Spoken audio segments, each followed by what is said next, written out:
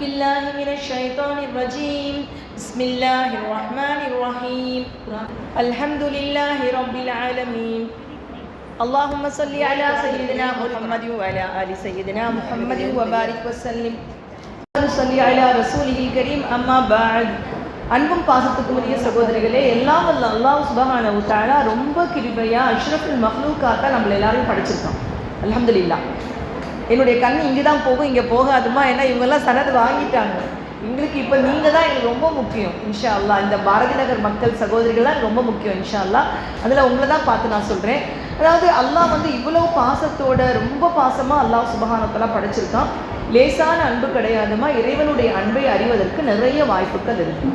First of all அந்த அன்பில் ஒரே ஒரு சின்ன விஷயத்தை மட்டும் நம்ம பார்ப்போம். அதாவது நம்ம உணர்ந்துட்டோம்னு சொன்னால், அல்லாஹ்வில் இருக்க அன்பை நம்ம மனசில் நினச்சிட்டோம்னு சொன்னால், கண்டிப்பாக இவ்வளோ அன்பாக நம்மளை அல்லாஹ் படைச்சிருக்கப்போ அவனையே நம்ம உணராமல் போய் நம்ம கவலை ஏற்பட்டு போயிடுவோம். நான் பயானுக்குள்ளே போகல, ஜஸ்ட் ஒன்று பேசிட்டு தான் இருக்கேன். நம்ம எப்படி நம்மளை அல்லாஹ் படைச்சிருக்கான் அப்படின்னு மட்டும் பாருங்கள். நம்ம எல்லாரும் உலகத்தில் யார் யார் மேலேயும் அன்பு காட்டுறோம், யார் யாருடைய அன்பை எல்லாம் எதிர்பார்க்குறோம். நம்மளை ரப்புல் ஆலமீன் படைச்சிருக்கக்கூடிய படைப்பின் அந்த வடிவத்தை யோசிச்சு பார்த்தோம்னு சொன்னால், அல்லாஹ் நம்ம மேலே எவ்வளவு அன்பு வச்சிருக்கா நம்ம எல்லாராலையும் உணர முடியுமா? உங்களுடைய கரங்கள் இருக்குல்லம்மா, உங்களுடைய எல்லாருடைய கரங்களையும் எவ்வளோ நாள் நம்ம கைகளை பார்த்துருப்போம். இப்போ ஒரே ஒரு தடவை எனக்காக அல்லாஹ்வுக்காக திருப்பி இப்படி பாருங்க.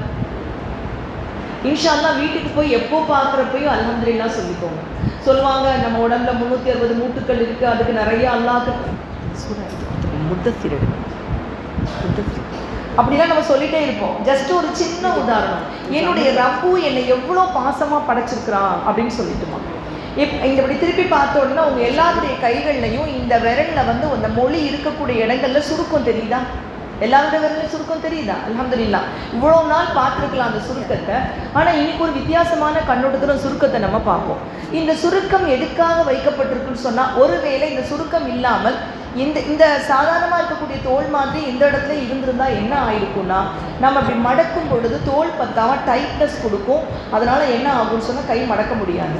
சமீபத்தில் ஒருத்தவங்க, என்னுடைய ரிலேட்டிவ் ஒருத்தவங்கம்மா பஸ்ஸில் கை கொடுத்துட்டாங்க. அப்போ அவங்களுக்கு அந்த கையில் இருக்கக்கூடிய இது ஃபுல்லாக போயிடுச்சு. அதுக்கு பிளாஸ்டிக் சர்ஜரி பண்ணி புது தோல் வச்சு அதை ஆப்ரேட் பண்ணாங்க. இப்போ அந்த அம்மாவுடைய கை இப்படி தான் இருக்கும், அவங்களுடைய கை இப்படி தான் இருக்கும், மடக்க முடியாது.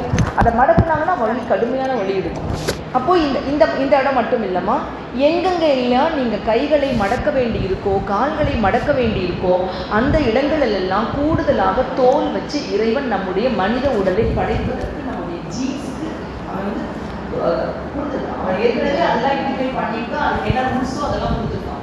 அப்போ நம்ம பிறக்கிறப்ப நம்ம அம்மா தான் நம்ம கண்ணுக்கு அதெல்லாம் பண்ணி வைக்கல, விட்டது மட்டும்தான் அவங்க கடமை. அப்போ நம்ம வளரும் பொழுது எங்கெங்கெல்லாம் நம்ம கைகளை மடக்குகின்றோமோ அந்த இடங்களில் நமக்கு வலி ஏற்படாமல் இருக்க வேண்டும் என்பதற்காக கூடுதலாக நம்ம சொல்லுவோம், நம்ம சாதாரண டக்கு வச்சு தைக்கிறதுன்னு சொல்லுவோம், பாவாடைகள்ல கொஞ்சம் லூஸாக இருக்கட்டும் அப்படிங்கிறதுக்காக. அது மாதிரி தோல்ல அந்த சுருக்கங்களை இந்த சுருக்கம் உடம்பெல்லாம் இருந்தால் பார்க்க அருவருப்பாக இருக்கும். அப்போ இந்த சுருக்கம் வந்து இல்லாமல் இருந்தால் தாங்க முடியும். அப்போ எங்கெங்கே தேவையோ அங்கே மட்டும். இதெல்லாம் நம்முடைய உடலில் இருக்க ஒவ்வொரு உயிரணுவுக்கும் அல்லாஹ் சொல்லி கொடுத்துருக்கா. இப்படித்தான் நீ மனித உடம்பை படைக்கணும், அவனுக்கு சிரமம் இல்லாமல் இருக்கணும் வாழ்க்கைக்கு. அல்ஹம்துலில்லாஹ், அல்லாஹு அக்பர். அவனுடைய கருணைக்கு எல்லையே இல்லைம்மா. என்னுடைய சமீபத்தில் ஒரு குடலுக்கு கீழே ஒரு சின்ன ஒரு வால் மாதிரி ஒரு பகுதி இருக்கும். அது தேவையே இல்லைம்மா, அங்கே மனுஷனுக்கு தேவையே இல்லை. ஆனால் அதில் வந்து கல் உண்டாயிட்டா சில பேருக்கு வந்து அதை வந்து கட் பண்ணி எடுப்பாங்க. அது கட் பண்ணி எடுத்துட்டுறாங்க அவங்க. ஆனால் வந்து அதை கட் பண்ணி எடுக்கும் பொழுது டாக்டர் என்ன சொல்கிறாங்கன்னு சொன்னால், இனிமேல் வரக்கூடிய காலங்களில் நீங்கள் வந்து பொரிச்சது சாப்பிடக்கூடாது. நீங்கள் பொரிச்சது வறுத்தது சாப்பிட்றீங்களா இல்லையா, அதனுடைய அந்த உங்களுடைய குடல் செரிமானத்துக்கு இந்த பகுதி ரொம்ப தேவையாக இருந்திருக்கு, இதை நாங்கள் கட் பண்ணி எடுத்துட்டோம். அதனால் இனி லைஃப் லாங் நீங்கள் அவிச்சது தான் சாப்பிட்ணும். பொரிச்சது, எண்ணெயில் வறுத்த பஜ்ஜி, சிக்கன் 65 இந்த மாதிரி வஸ்துக்களை சாப்பிடக்கூடாது. அப்போ ஒரு பகுதி தேவையில்லைன்னு சொல்லக்கூடிய ஒரு பகுதி கூட மனித உடல் செரிமானத்தில் எவ்வளோ ஒரு பங்கு வகிக்குது அப்படின்னு நம்ம பார்க்குறோம். இப்படி நம்மளை அல்லாஹ் ரொம்ப பாசமாக படைச்சிருக்காமா, ரொம்ப அன்பாக படைச்சிருக்கான். அவனுடைய அன்புக்கு அளவே இல்லை. நம்முடைய படைப்பே நம்ம யோசிச்சு பார்க்கலாம். இவ்வளவு அன்போடு படைத்த வல்ல ரஹ்மான் மனிதனை தண்டிப்பதற்காக நரகத்தையும் படைச்சிருக்கான். இப்போ நம்ம பார்க்க போகிற காட்சி நரகத்தினுடைய ஒரு காட்சி. நரகத்தில் அல்லாஹ் வந்து தான் படைத்த நரகத்தை தானே ரொம்ப பயங்கரமாக சொல்லி காமிக்கிறான். இவர் அவனே பயங்கரமாக சொல்லி காமிக்கிறான். அது எப்படி இருக்கும் நம்ம எல்லாரும் ரொம்ப நினச்சி பார்க்கணும் அன்பு சகோதரிகள். ஏன்னா நம்ம எல்லாருக்கும் மறுபடியும் ஒரு தடவை நினச்சி பார்க்க வேண்டிய விஷயம் இந்த நரகம். இந்த நரகத்தில் முக்கியமாக சூரிய முத்தஃபிரில் அல்லாஹ் சொல்லி காமிக்கக்கூடிய சூரிய முத்தஃபிருடைய ஆயத்துக்கள் தான் முதல்ல 2வது வகையாக நபிசாஸ் அவங்களுக்கு இறங்கின வகை கும் ஃபஅன்திர் அப்படி. அதில் வரக்கூடிய ஒரு முக்கியமான ஒரு நரகம் பற்றி நம்ம பார்க்க போகிறோம் இன்ஷா அல்லாஹ். மக்கள் வந்துட்டே இருக்கட்டுமா, நம்ம அதுக்குள்ள அந்த நரகத்தினுடைய ஒரு சின்ன விஷயம். ஏன்னா இந்த காலத்தில் எதையுமே கொஞ்சம் டிஃப்ரெண்ட்டாக சொல்ல வேண்டியதாக இருக்குமா. நம்ம என்னென்னா இப்போ பாருங்களேன், ஒரு பொங்கல் வந்துட்டாலும் சரி, ஒரு தீபாவளி வந்துட்டாலும் சரி, ஏதோ ஒரு ஸ்பெஷல் நாள் வந்துட்டு லீவ் விட்டுட்டா உடனே என்ன பண்ணுவோம், சோரெல்லாம் காலையில் காய்ச்சி வச்சுட்டு உட்காந்துருப்போம். ஏன்னா அவுலியாக்கள் பேச போகிறாங்க டிவியில், நடிகைகளுடைய பேட்டி யார் ஒரு பேட்டி கொடுத்தா அப்படியே உட்காந்து பார்த்துக்கிட்டே இருக்கிறது. என்னமோ அவங்க உலகத்தினுடைய பெரிய சக்தி சொல்ல போகிற பெரிய விஷயங்கள், வாழ்வதற்கான வழிமுறைகளை சொல்கிறாங்க அப்படிங்கிற மாதிரி உட்காந்து கேட்குறது பழக்கம். இந்த பேட்டியில் மனிதனுக்கு இந்த ஆர்வம் இருக்குங்கிறதுனாலேயே அல்லாஹு தாலா பேட்டி வடிவத்திலேயே அல்லாஹ் இந்த சூறால சொல்லி காமிக்க ஒரு பேட்டி. யாரை பேட்டி எடுக்கிறாங்க என்னங்கிறத குர்ஆன் என்ன சொல்லுது சொல்லிட்டு அப்புறம் நான் ஒரு விளக்கம் சொல்கிறேம்மா. மக்கள் வந்து கூடியிருக்கும் இன்ஷா அல்லாஹ். ஓகேவா? أعوذ بالله من الشيطان الرجيم بسم الله الرحمن الرحيم في جنات يتساءلون عن المجرمين.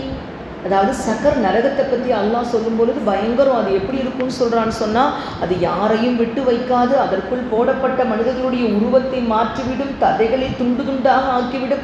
ஒவ்வொரு நரகத்துக்கும் ஒவ்வொரு பயங்கரம் இருக்குன்னா இது இறைவன் ரொம்ப பயங்கரமாக சொல்கிறான். அது மட்டும் இல்லாமல் சாதாரணமாக நரகத்தினுடைய காவலாளி மாலிக் ரஹ்மத்துல்லாஹி அலைஹி, நமக்கு மாலிக் அலைஹிஸ்ஸலாம் அவங்க தான் அதுக்குடைய காவலாளி நமக்கு எல்லாருக்கும் தெரியும். மாலிக் அலைஹிஸ்ஸலாம் அவர்களுக்கு மேலே 19 காவலாளிகளே இந்த நரகத்தை சுற்றி அல்லாஹ் அமைச்சிருக்காங்க. 19 காவலாளிகள் அமைச்சிருக்கான. என்ன நமக்கு தோணணும்னா, அப்போ இது தாங்க முடியாமல் மக்கள் துடிச்சு வெளியே ஓடி வரும் பொழுது அவர்களுக்கு காவல் காப்பதற்காக 19 பேரை வச்சிருக்கேன் ரப்புவே சொல்கிறான்னு சொன்னால், நிச்சயமாக இதில் ஏதோ ஒரு பெரிய பயங்கரம் இருக்குது அப்படிங்கிறத நம்ம எல்லாராலையும் உணர முடியும். நம்ம எல்லாரும் கண்டிப்பாக உணர முடியுமா? அந்த நரகத்துக்குள்ளே ஒரு மனுஷன் மாட்டிக்கொண்டான். அந்த மனிதனை சொர்க்கவாதி பேட்டி எடுக்கிறார். அதுதான் இது நமக்கு அல்லாஹ் சொல்கிறான். அல்லாஹ் இதை இந்த பேட்டி அப்படியே எடுத்து காமிக்கிறான். ரொம்ப நேரம் எடுக்க வேண்டாம், பயானுக்கு நம்ம போகணுமா. அன்புக்கும் பாசத்துக்கும் உரிய சகோதரிகளே, அந்த சக்கர் நரகத்தில் மாட்டிக்கொண்ட ஒரு மனிதனை சுவர்க்கத்திற்கு சென்ற ஒரு நல்லடியார் பேட்டி எடுக்கிறார். எப்படின்னா, என்னையா ஆச்சு உனக்கு, நீ இப்படி மாட்டிக்கிட்ட, உனக்கு என்ன ஆச்சு, நீ நல்லா தானே இருந்த, முஸ்லீமாக தானே இருந்த, எங்களோட மகளால் தானே நீ இருந்த, எங்கள் மகளால் கூட இருந்த, அப்புறம் என்ன ஆச்சு, நீ ஏன் இப்படி நரகத்தில் வந்து கிடக்குற அப்படின்னு சொல்லிட்டு பேட்டி எடுக்கிறார். அவங்க கேட்குறாங்க பாருங்கம்மா, மா சலககும் ஃபீ சகர், சகர் நரகத்தில் உங்களை நுழைவித்தது எது, என்ன ஆச்சு உங்களுக்கு, ஏன் நுழைஞ்சிங்க, இந்த கேள்வியை கேட்குறாங்க அவங்க. அதற்கு அந்த மக்கள் பதில் சொல்கிறாங்க. இந்த பதிலில் உங்களுக்கு சில விஷயங்கள் உணர்ந்து கொள்ள முடியும். என்னென்னா, இவங்க யாரும் காஃபிர்கள் கிடையாது. ஏன்னா காஃபிர்கள்னால் நாங்கள் எடுத்தோன்னே சொல்லியிருப்பாங்க, நாங்கள் காஃபிராக இருந்தோம்னு சொல்லியிருப்பாங்க. காஃபிர்ங்கிற வார்த்தையே இங்கே வராது. இங்கே பார்த்துட்டே வாங்கம்மா, காஃபிர் நாங்கள் குஃப்ரியத்தில் இருந்தோம், நாங்கள் ஷிர்கியத்தில் இருந்தோம் வராது. அப்போ இதை படிக்கிறப்பவே நமக்கு ஒரு அச்சம் வரும். பாவம் செய்த முக்மீன்கள், முஸ்லீம்கள், பாவம் செய்த முஸ்லீம்கள் இதில் இருப்பாங்க அப்படிங்கிறதுக்கான அடையாளம் நமக்கு இதில் தெரியுமா. அப்போ என்னென்ன பாவம் பண்ணாங்க நீங்கள் நினைக்கலாம், என்ன பாவம் பண்ணியிருப்பாங்க. இங்கே இருக்கக்கூடிய எல்லாரும் யோசிச்சு பார்க்கணும், நாம் இந்த பாவம் பண்ணிகிட்ருக்கோமா, நம்ம இந்த பாவத்தில் எதுலையாவது உள்ள மாட்டிகிட்டு இருக்கோமா நம்ம. அப்போ நம்ம கண்டிப்பாக இந்த பாவத்தை விட்டு மீள்றதுக்கு ஏதாவது ஒரு முயற்சி நம்ம பண்ணணும் இன்ஷா அல்லாஹ். பேட்டியினுடைய பதில் பார்ப்போமாம்மா. பேட்டி எடுக்கிறது யாரு சொல்லுங்கம்மா. சொர்க்கத்தில் பேட்டி பதில் சொல்கிறது யாரு, நரகவாதி. இந்த காட்சியை ஏன் நமக்கு அல்லாஹ் எடுத்து காமிக்கிறான்னு சொன்னால், இறைவன் இந்த காட்சியை எடுத்து காமிச்சு இப்படியெல்லாம் நடக்கும், இன்னும் யாரும் சொர்க்கத்துக்கு போயிடலை, இன்னும் யாரும் நரகத்துக்கு போயிடலை, இன்னும் எந்த கேள்வி கணக்கும் நடந்துடலை, இன்னும் மீசான் தராசை யாரும் கிராஸ் பண்ணிடலை, ஆனால் இந்த நிகழ்ச்சி நடக்க போகுது, இப்படித்தான் மாட்டிக்கொண்டவங்க துடிப்பாங்க அப்படின்னு அல்லாஹ் நமக்கு எடுத்து காட்டுறான்னா, இதுவுமே அல்லாஹ்வுடைய ஒரு கருணையினுடைய வெளிப்பாடு தான். அல்ஹம்துலில்லாஹ். என்ன சொல்கிறாங்கன்னு பாருங்கம்மா. நம்பர் 1 காரணம், நல்ல திருப்பி நான் கேட்பேன், நான் கண்டிப்பாக கரெக்டாக ஞாபகம். நம்பர் 1, அதுக்காக கொஷின் கேட்குறேன்னா இது மனசில் நமக்கு வாழ்க்கை பூரா பதிய வேண்டிய விஷயம்மா. அதை கேட்டோம் வச்சோம், நம்ம பயான் அப்படி நல்லா பண்ணாங்க, அவங்க நல்லாவே பண்ணல, தூக்கம் வந்துச்சு அப்படின்னு சொல்லிட்டு போகக்கூடிய விஷயம் கிடையாது. நம்ம விஷயம் வாழ்க்கையில் நமக்கு இது மனசில் கடைசி வரைக்கும் இருக்கணும். சொல்கிறாங்க பாருங்க, காலூலம் நகு மினல் முஸல்லீன். அன்பு சகோதரிகளே, மனசாட்சி தொட்டு சொல்வோம், அவங்க சொல்கிற முதல் காரணம், நாங்கள் தொழக்கூடிய மக்களாக இல்லை, நாங்கள் முக்மீன்களாக இருக்க, முஸ்லிம்களாக குடும்பங்களாக இருக்க எல்லாரும் 5 வேளை தொழுகிறாங்களா? யோசிச்சு பாருங்க. எத்தனை விஷயங்களுக்கு முதல்ல பலி கொடுக்கறது தொழுகலாம். எந்த குடும்பத்தோட விசேஷமா இருக்கலாம், ஒரு நல்லதா இருக்கலாம், ஒரு ஷாப்பிங்கா இருக்கலாம், ஒரு ஏதோ ஒரு கெட்டதா இருக்கலாம், எந்த ஒரு வேலை வந்தாலும் ஃபர்ஸ்ட் நம்ம எதை விட்டு கொடுக்குறோம்? தொழுக. அதை விட்டுட்டோம், அதுக்கப்புறம் பார்த்துக்கலாம். என்ன செய்யறது, எங்களுக்கு நிறைய வேலை இருந்துச்சு, என்ன செய்யறது, இன்னைக்கு நாங்கள் உடம்புக்கு முடியாமல் இருந்துச்சு. அப்போ அவங்க சொல்லக்கூடிய முதல் விஷயம் என்ன? இந்த பயங்கரமான நரகத்தில் நாங்கள் மாட்டிக்கொண்டதற்கான முதல் காரணம் என்னமா? லம் நகும் மினல் முஸல்லீன், நாங்கள் தொழக்கூடிய மக்களாக இருக்கவில்லை. நம்பர் 2, வலம் நகுனு துஇமுல் மிஸ்கீன், நாங்கள் ஏழைகளுக்கு உணவளிக்கக்கூடியவர்களாக இருப்பதில்லை. நம்ம ஏழைகளுக்கு உணவளி சும்மா இந்த புடி அப்படின்னு கொடுக்கறது இல்லைம்மா, அதுக்கு நிறைய ஷர்த்துக்கள் இருக்குது, எந்த முறையில் கொடுக்கணும், அப்போ நம்ம நியத் என்னவா இருக்கணும், பல விஷயங்கள் இருக்கு. அவங்க சொன்ன 2வது காரணம், தர்ம சிந்தனை எங்ககிட்ட இல்லை. நாங்கள் தர்ம சிந்தனையில் ஏழைகளுக்கு சாப்பாடு கொடுத்து அல்லாஹ்வுடைய அன்பை நாங்கள் இங்கே எங்கேயாவது குஃப்ரியத் வந்திருக்கா, ஷிர்கேத் வந்திருக்கா, நாங்கள் காஃபிராக இருந்தோம், சிலைகளை வணங்கணும் ஏதாவது சொல்லியிருக்காங்களா? சொல்லலை. சக்கர் நரகத்தில் மாட்டிக்கொண்ட மனிதர் சொல்லும் 2வது பதில், நாங்கள் ஏழைகளுக்கு உணவளிக்கக்கூடியவராக இருக்கவில்லை. 3வது பதில் என்னன்னு பாருங்க. வகுன்னா நஹூது மஅல் காயிதீன், ரொம்ப பயங்கரமா. என்ன தெரியுமா சொல்றாங்க? நாங்கள் எல்லாரும் எப்படி வீணான விஷயங்கள்ல மூழ்கி கிடந்தாங்களோ அந்த மாதிரி நாங்களும் இருந்துட்டோம். ஒரு மேரி எப்படி இருந்தாலோ, ஒரு பார்வதி எப்படி இருந்தாலோ, ஒரு யாரும் ஒரு வேற்று மதக்காரங்க எப்படி இருந்தாங்களோ, அவங்க ஒரு 10 நாங்களும் சீரியல் பார்த்தோம். நாங்களும் அப்படியே எங்களுக்கு சொர்க்கம் நரகம் அதனுடைய கான்செப்ட்லாம் எங்களுக்கு ரொம்ப கவனம் செலுத்தி அதுக்காக நாங்கள் நல்லது செய்யலை. நாங்கள் என்ன பண்ணிட்டோம்? அது மாதிரி தான் நாங்களும் இருந்தோம். இன்றைக்கி அப்படித்தானே முஸ்லீம்கள் இருக்காங்க. மேலே ஃபர்தா போட்டுக்கிறோம், எல்லாம் செய்கிறோம், ஆனால் தொழுகையினுடைய விஷயங்கள் விளங்குறது இல்லை. என்ன குரானில் இருக்குன்னு விளங்குறது இல்லை. குரானை வேதம் இல்லை என்று காஃபிர் மறுக்கிறான், வேதம் என்று நான் நம்புகின்றேன், ஆனால் காஃபிருக்கும் குரானில் என்ன இருக்கிறது என்று தெரியாது, முஸ்லீமான எனக்கும் குரானில் என்ன இருக்கிறது என்று தெரியாது. நம்ம இருக்கிறோமா இல்லையாமா? நம்ம ஏன் இப்படி இருக்கோம்? அப்போது அவங்க டைம் வீணாக்குன மாதிரி நானும் வீணாக்கிட்டு இருந்தேன். நானும் ஒரு நாளைக்கு ஒரு 4 மணி நேரம் யூடியூப் பார்த்துட்டு உட்காந்துருந்தேன். அப்போ பயங்கரமான ஷைத்தான் வலை போட்டு வச்சுருக்கான். அதை சொல்கிறதே நெட்வொர்க். அந்த நெட் என்ன பண்ணுறது? அப்படியே எல்லாம் மீன் பிடிக்கிற மாதிரி நம்மளை எல்லாம் மூளையை பூரா பிடிச்சி வச்சுருக்கு. அப்போது அவங்க சொல்லக்கூடிய 3வது காரணம் என்னன்னு சொன்னால், எல்லாரும் எப்படி வீணான விஷயங்களில் மூழ்கி கிடந்தாங்களோ அதே மாதிரி நானும் மூழ்கி கிடந்துட்டேன். நவுது பில்லாஹி மின்கா. 4வது காரணம் அவங்க சொல்கிறாங்க, என் நன்மையான சகோதரிகளே, கண்மணியான சகோதரிகளே, வகுன்னா நுகذிபு பியௌமித்தீன், இதுதான் நம்ம அவ்வளோ சீக்கிரம் ஒத்துக்க மாட்டோம். மறுமை நாளை பொய் என்று நாங்கள் சொல்லி கொண்டிருந்தோம். வகுன்னா பொய்யாக்கி கொண்டிருந்தோம். மறுமை நாள் வர்றப்ப பார்த்துக்கலாம். அம்மா ஒரு விஷயத்தை பொய்ன்னு சொன்னால், இப்போது எக்ஸாம் வருது, எக்ஸாம் வரப்போ நீங்கள் சொல்கிறீங்க, படிமா எக்ஸாமுக்கு படிமா, எக்ஸாமுக்கு படிமான்னு சொல்கிறீங்க. அந்த பொண்ணு எக்ஸாமுக்கு படிக்காமவே இருக்கா, லேட் பண்ணிகிட்டு இருக்கா, அசால்ட்டாக இருக்கா, எக்ஸாமுக்கு படிக்காமல் கண்டதில் வேலை பார்த்துட்டு இருக்கா. அவகிட்ட, ஏம்மா உனக்கு நம்பிக்கை, அம்மா எக்ஸாம் இருக்குன்னு நான் நம்புகிறேம்மா அப்படிங்கிறா.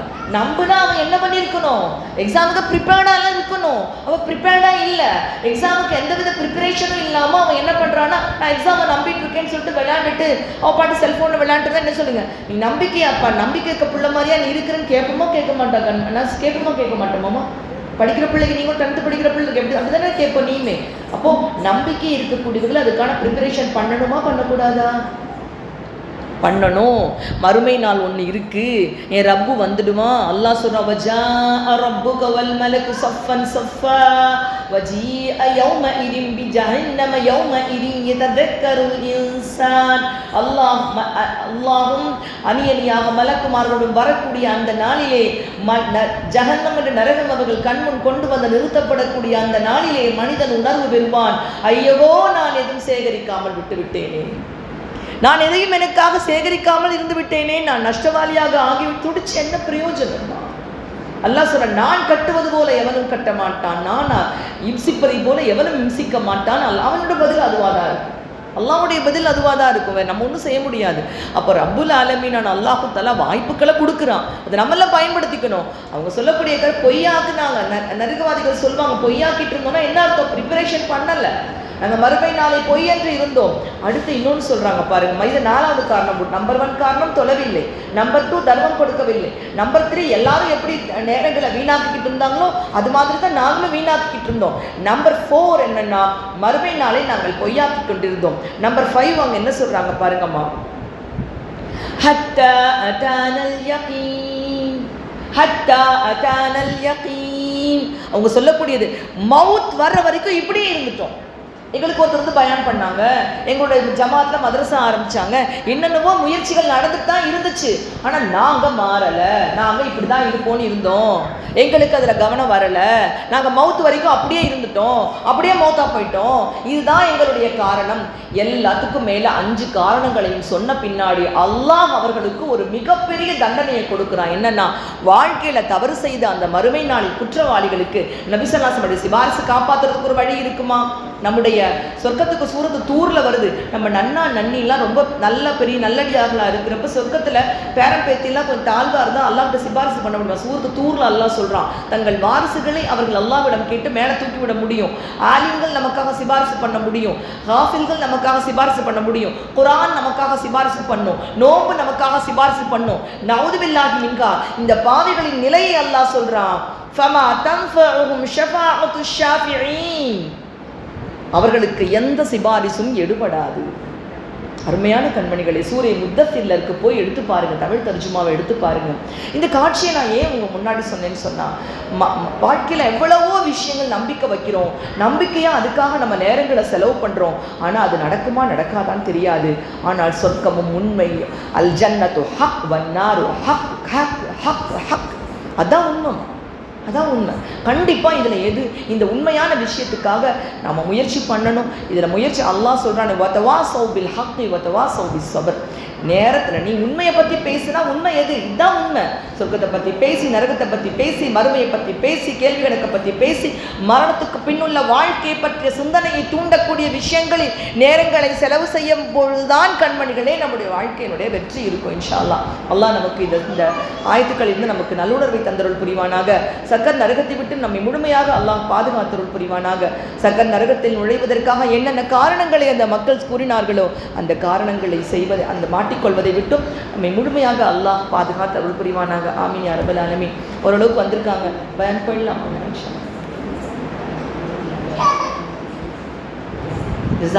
சொன்ன வேலை கரெக்டாக செய்யலாம். மாஷா அல்லாஹ், மாஷா அல்லாஹ், அல்ஹம்துலில்லாஹ். أعوذ بالله من الشيطان الرجيم. بسم الله الرحمن الرحيم.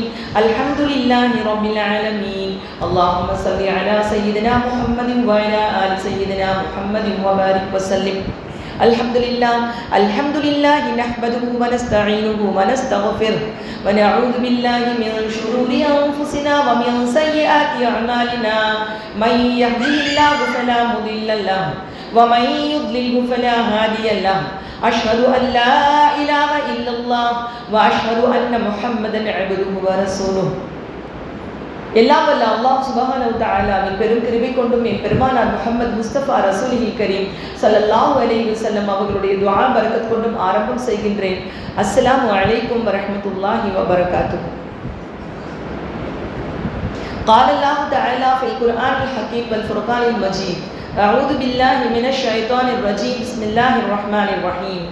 إنا عرضنا الأمانة على السماوات والأرض والجبال فأبين أن يحملنها وأشفقن منها وحملها الإنسان إنه كان ظلوما جهولا.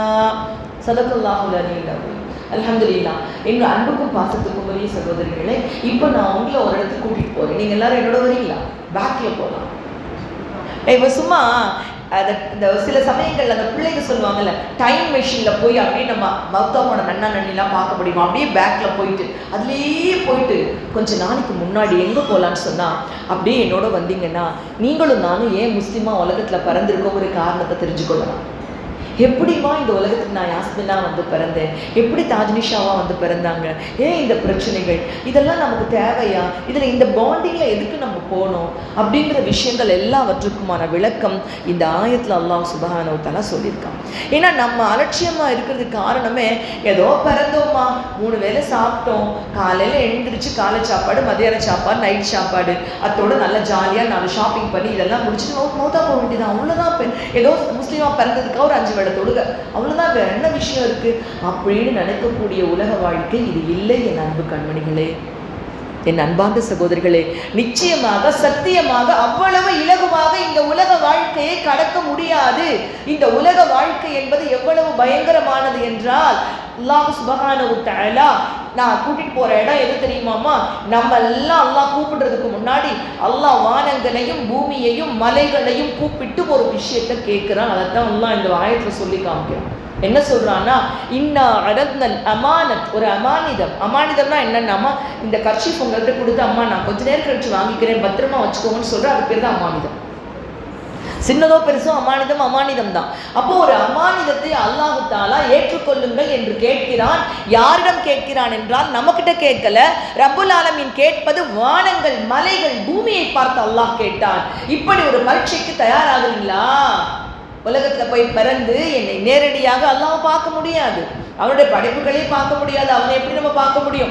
அப்போ பார்க்க முடியாத ஒரு இடத்துல நன்மை தீமை ரெண்டுமே கலந்திருக்கக்கூடிய ஒரு இடத்துல ஒரு சரியான வாழ்க்கையை நேரானே ஒரு அற்புதமான ஒரு வாழ்க்கையை வாழ்ந்து ஜெயிச்சு வர முடியுமா? இப்படிப்பட்ட ஒரு அமானிதத்தை ஏற்றுக்கொள்ள தயாரா என்று அல்லாஹ் படைப்புகளை பார்த்து கேட்கிறான். அது எப்படிப்பட்ட படைப்புகள்னா, எந்த படைப்புகளை பார்த்து நாம் பிரமித்து இருக்கிறோம். இன்னும் வானத்துல ஒரு 0.00000 எக்ஸெட்ரா எக்ஸெட்ரா 1 கூட இன்னும் யாரும் கண்டுபிடிச்சு முடிக்கல. வானத்துல என்ன இருக்குன்னு கண்டுபிடிக்கல. அந்த பிரம்மாண்டமான வானங்கள் மலைகள், மாஷா அல்லாஹ், நம் பூமியினுடைய அதிர்வை தடுத்து நிறுத்தக்கூடிய முளைகளாக செயல்படக்கூடிய மலைகள் எதுவுமே ஒத்துக்கொள்ளவில்லை. என்ன தெரியுமா சொல்றான் அல்லாஹ்? ஒரு வார்த்தையில முடிக்கல, 2 வார்த்தை சொல்றான். அதை மறுத்து விட்டன. அல்லாஹ்வுடைய பேச்சுக்கு மறுக்க கூடாது இல்லம்மா? ஏன் மறுத்தனங்கிற காரணத்தையும் அல்லாஹ் சொல்லிடுறான். ஏன்னா அல்லாஹ்வுடைய பேச்சுக்கு படைப்பு மறுத்தா அப்ப என்ன, அப்படி ஒரு படைப்பா நம்ம கேட்டுருவோங்கிறதுக்காக அடுத்தே அல்லாஹ் சொல்றான், அஷ்பக்ன மின்கா, அல்லாஹ் அப்படிலாம் பொறுப்பு எங்களுக்கு சுமக்க முடியாது அல்லாஹ், எங்களுக்கு பயமா இருக்கு, அது பெரிய பொறுப்பு. எந்த உலகம்? நம்ம சோறு தண்ணி குடும்பத்தை ஓட்டிட்டு இருக்கோமா இல்லையாமா? அந்த உலக வாழ்க்கைய மலைகள் நடுங்கின, வானம் நடுங்கியது, பூமி நடுங்கியது. அதுவும் அது திமிரா ஒன்றும் மறுக்கலமா, பயந்து அல்லாஹ் எங்களை விட்டுடு அல்லாஹ் ஃபஷ்பக்னமின்கா, இதை பத்தி ரொம்ப பயந்துடுச்சு அல்லாஹ், அப்படிலாம் எங்களுக்கு பரீட்சை கொடுத்துடாரு, எங்களுக்கு வேண்டாம், அந்த பரீட்சை எங்களுக்கு வேண்டாம் அப்படின்னு சொல்லி பயந்த பின்னாடி சத்தியமாக இறைவன் சொல்கிறான், நீங்களும் நானும் அந்த பரீட்சைக்கு தயாரானதால் தான் நீங்க வந்து பிறந்திருக்கீங்க. அது நீங்களாக்க நான் அப்படி நீங்க கேட்கலாம். அதெல்லாம் எங்களுக்கு ஞாபகமே இல்லையா ஆலிமா? எப்போ ஞாபகம் வரும்னா, மௌத்தா போறப்ப நம்மளை விட்டு திரையை அல்லாஹ் விளக்குவான், அப்போதான் அது ஞாபகம் வரும். அது வரைக்கும் ஞாபகம் இல்லாம இருக்கிறது நம்முடைய பரீட்சையினுடைய ஒரு அங்கம். ஒரே பாடம் தான் பிள்ளை 10th பிள்ளை படிக்குது. படிச்சிங்களா இல்லை? 10th பிள்ளை எழுதின பிள்ளை எங்க இருக்கு? இங்க இருக்கு இல்லடா. அதே புக்கு தான் 10th அந்த புக் தாண்டா வச்சு படிக்கிறீங்க. இதுக்குள்ளதான் கொஸ்டின் வரும். ஏன் முன்னாடியே கொஸ்டின் பேப்பர் கொடுத்தா ஈஸியா இருக்குங்களா? உங்களுக்கு ஈஸியாக இருக்குன்னு நம்ம ஈஸியாக படிச்சுட்டு போயிடுவீங்களா இல்லையா? அந்த புக்கவே தான் படிச்சிருப்பீங்க. கடைசியில் எக்ஸாம் எழுத போகிறப்ப சரி அந்த ஒரு கொஸ்டின் படிக்கணும்னு நினச்சேன், கடைசியில் சொல்லுவீங்களா இல்லையா? நீங்கள் கடைசியில் விட்டுட்டு வந்துட்டோன்னு சொல்லுவீங்களா இல்லையா?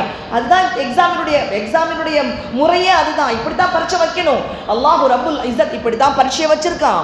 அந்த விஷயங்கள் நினைவில் இல்லாமல் அல்லாஹ் சுப்ஹானஹு வ தஆலா அழித்து அதை நமக்கு நினைவூட்டுகிறான் குர்ஆன் மூலமா. இப்படி நடந்திருக்கு, நான் ஞாபகப்படுத்து. அல்லாஹ் சொல்ல நம்ப மாட்டோமா?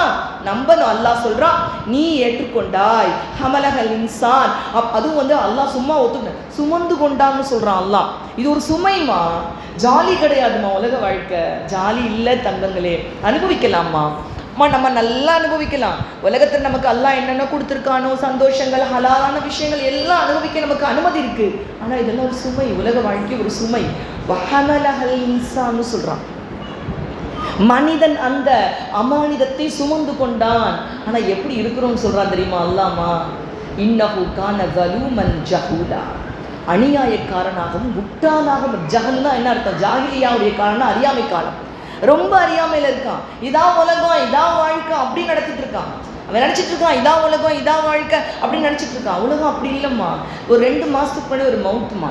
ஏன்னா நம்ம கண்கூடாக பார்க்குற விஷயங்களே படிப்புன்னு எடுத்துக்கொள்ளணும். ஒரு 32 வயது மதிக்கத்தக்க ஒரு பெண் பிள்ளை. 32 வயசு தான் அந்த பொண்ணுக்கு. 2 குட்டி பிள்ளைங்க. 30 வயசு இருக்கும், அவளை கூட இருக்காதுமா. 2 குட்டி பிள்ளைங்க. ஒரு பிள்ளைக்கு 6 வயசு, ஒரு பிள்ளைக்கு ஒரு 2 வயசு இருக்கும். எங்களுக்கு அப்படியே எங்களெல்லாம் உழுக்கக்கூடிய செய்திமா. காலையில் எந்திரிச்சு மாமியார் எழுந்திரிச்சு பார்க்குறாங்க. பார்த்தா அந்த டீ போட்டு ஆற்றி வச்ச மேரைக்கு இருக்குது. 7 மணி ஆயிடுச்சு, என் பிள்ளையை காணோம், மருமகளை காணோம். பிள்ளைங்க 2 இருக்குது, மருமகன் எங்கன்னு தெரியல. அங்கே தேடுறாங்க, இங்கே தேடுறாங்க, வீடெல்லாம் தேடிட்டு பக்கத்து வீட்டுக்கு எதுவும் போயிருப்போன்னு வெயிட் பண்ணுறாங்க. பிள்ளைக்கு ஸ்கூலுக்கு எக்ஸாம் வேறு, பிள்ளைக்கு ஸ்கூலுக்கு ரெடி ஆகிட்டு இருக்காங்க. அப்படிலாம் போகாது அந்த பொண்ணு. அப்போ அப்படி போகாத பெண் என்ன ஆச்சுன்னு பார்த்துக்கிட்டே இருக்கிறாங்கம்மா.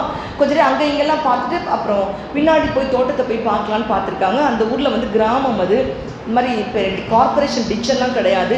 வீட்டில் இருக்க தண்ணியெல்லாம் போய் பின்னாடி கொள்ளையில் நிற்கிற மாதிரி, தென்னை மரத்தில் தேங்கி நிற்கிற மாதிரி நல்லா குழிக்கு வெட்டி விட்டுருக்காங்க. அந்த குழியில் தண்ணி தேங்கி நிற்குது. போய் பார்த்துருக்காங்கம்மா. அந்த குழியில் இருக்க தண்ணிக்குள்ளே இந்த பொண்ணு மயக்கமோ ஏதோ வந்திருக்கு போல் அப்படி மல்லாக்க விழுந்திருக்குதுமா. பேச்சு மூச்சே இல்லை. போய் டக்குன்னு தூக்கி பார்க்குறாங்க. மண்ணோட சேர் மூக்கில் இறங்கி வஃபாத் ஆகிட்டாங்க. கற்பனையாவது பண்ணியிருப்பாங்களா? நான் கழுவி விடுற தண்ணி கிட்ட என்னுடைய உயிரை வாங்கக்கூடிய மலக்குள் மௌத் நின்றுட்டு இருப்பாங்கன்னு கற்பனையாவது பண்ணியிருப்பாங்களா? அந்த 7 மணி வரைக்கும் அந்த பொண்ணு நினச்சிருப்பாங்களா? மலக்குள் மௌத் அங்கே நின்றுருக்காங்க. அந்த பொண்ணுக்கு ஏதோ ஒரு காரணத்துக்கு மயக்கம் வந்துருச்சு. மயக்கம் வந்த பிள்ளை அந்த குப்புற விழுந்து எங்கே விழுந்து தென்னமர தண்ணிக்குள்ளே விழுந்து வஃபாத் ஆகிடுச்சாங்க. செய்தியை கேட்டோன்னு சின்ன வயசுமா, 30 வயசு பொண்ணுக்கு எந்த காரணத்தால் மயக்கம் வந்துச்சு நமக்கு தெரியாதுமா. ஆனால் மயக்கம் அடித்து அந்த பொண்ணுக்கு அப்படியே கீழே விழுந்து வஃபாத் ஆன செய்தியை கேட்டோம்னா அவ்வளோ மனசு நடுங்கி போயிடுச்சுமா. அல்லாஹ் இந்த உலகம் ரொம்ப அற்பம் யா அல்லாஹ் அப்படிதான் தொல்லை தோணுச்சு. அல்லாஹ் எவ்வளவு நம்பிக்கைகள், எவ்வளவு கற்பனைகள், எவ்வளவு ஆசைகளோடு அந்த பிள்ளை இருந்திருக்கலாம். அந்த பிள்ளை தான் கை கழுவி விடுறோம், தன்னுடைய காய்கறிகள் கழுவுன தண்ணி தான் அங்கே தள்ளி விட்டுருக்கோம். தன்னுடைய தண்ணீர் தனக்கு மவுத்துக்கு கொண்டு வரும்னு கற்பனை கூட பண்ணி பார்த்துருக்க மாட்டாங்க. ஆனால் அல்லாஹ் அந்த இடத்துல அந்த பொண்ணுக்குரிய மவுத்து அல்லாஹ் தஆலா ஏற்படுத்தி வச்சிருக்காங்க. அல்லாஹ் அங்கே ஏற்படுத்து. எங்களுடைய வீட்டில்மா பேப்பர் நியூஸ் கூட வந்திருக்கோம். பூமி கடியில் 30 அடி ஆழத்தில் மலக்குள் மௌத் நிற்கிறாங்க. 30 அடி ஆழத்தில் மலக்குள் மௌத் நிற்கிறாங்க. ஏன்னா இந்த உலகங்கிற அமானிதத்தை அவ்வளவு சீக்கிரம் கடக்க முடியும்னு நினைக்கிறோம். எங்கே என்ன நடக்கும்னு கூட தெரியாது. பயங்கரமான ட்விஸ்ட் நிறைஞ்ச உலகம், பயங்கர சஸ்பென்ஸ், த்ரில்லர். எப்போ முடிய போகிறோன்னு தெரியாது. நம்ம உடம்புக்குள்ளே ஏதோ ஒரு உறுப்பில் ஒரு மலக்கு நிற்பாங்க மரணத்தை கொண்டு வருவதற்காக. அந்த உறுப்பை ஆஃப் பண்ணுறதுக்கு எங்கன்னு தெரியாது. ஆனால் எல்லாம் நம்ம தெரிஞ்ச மாதிரி நம்ம வாழ்க்கையை நடத்திட்டு இருக்கோம். 30 அடி தோண்டிக்கிட்டு இருக்காங்கம்மா. நம்ம மாணவியினுடைய வீட்டில் தோண்டிக்கிட்டு இருக்காங்க. 25 அடிக்கு போயிடுச்சு, கேணி போயிடுச்சு.